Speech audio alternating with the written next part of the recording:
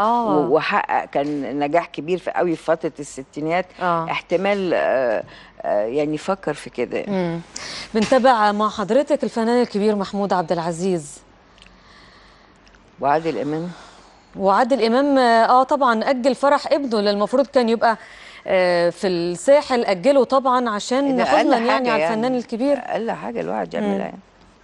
المهندس عبد الحكيم عامر كمان شفناه في عبد الحكيم عبد الناصر. دول انا اسفه، دول شفناه في لقطه دول فاتت. الجيل واحد يعني. هم دول الجيل اللي طلع مع بعض يعني. في افلام مثلا كتيره طلع. انت عارفه مدرسه المشاغبين كان هيعملها نور الشريف قبل عادل امام والله. وبعدين راح نور الشريف عملها في السينما لو انت فاكره. كان في فيلم اسمه مدرسه المشاغبين. فقصدي اقول لك مع يونس شلبي. ده جيل طلع مع بعضه. صح. وهم وعاشوا النجاح والعذابات والفشل مع بعض مع يعني. بعض.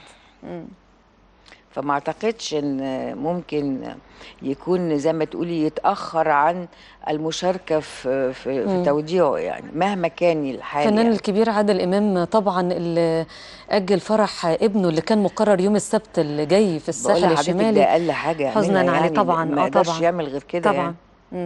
وعادل امام يعني قليل قوي في الظهور يعني. قلما لما يكاد يكون ما شاركش في اي جنازات. ومحمود عبد العزيز كمان الفنان الكبير. بصي انا شفت عادل امام ومحمود عبد العزيز في سعاد حسني. اخر مره شاركوا وشفته محمود عبد العزيز مع احمد زكي في الحقيقه. لان محمود عبد العزيز في الحقيقه يعني دايما سباق في الخير في حاجات زي كده. طبعا. خصوصا لما يكون النجم او الزميل يعني زميل عمر طبعا. وحسين فهمي طبعا.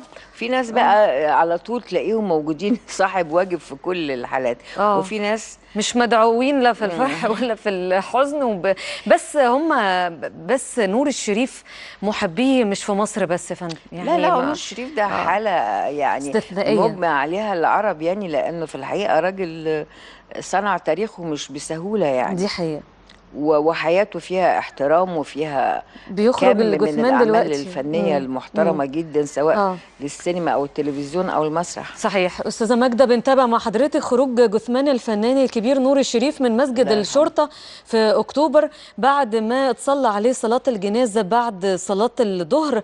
طبعا هيتوجه ليه مدافن العائلة، هيدفن النهارده في مقابر العائله. طبعا عدد كبير قوي من محبيه وعدد كبير جدا من النجوم موجودين في المناسبه السيئه دي الحقيقه. وبالرغم من تعبه الشديد في الفتره اللي فاتت وكان حتى باين عليه جدا، بس ما حدش برضو كان متخيل انه يعني انه يشاء القدر. يعني لان طلعت اشاعات كتيره قبل وفاته انه توفى. صحيح. فالمره دي برضو الناس قاعده كل واحد يقول لك حقيقه حصل بجد. لا مش معقوله يمكن ده حصل فعلا. يعني الناس لاخر يعني بيقول لك ده لا ده اشاعات او كانوا يتمنوا انها تكون شائعات يعني. طبعا ده علم مصر ملفوف حوالين جثمان الفنان الكبير، هيشيع لمقابر العائله بعد شويه. بنتابع مع حضراتكم يمكن يعني سامح السريتي كمان اهو بس في الزحمه اهو مش باين. محمود قبيل افتكر ناس كتيره جدا الحقيقه في بتودعه يعني بتودع الفنان نور الشريف النهارده.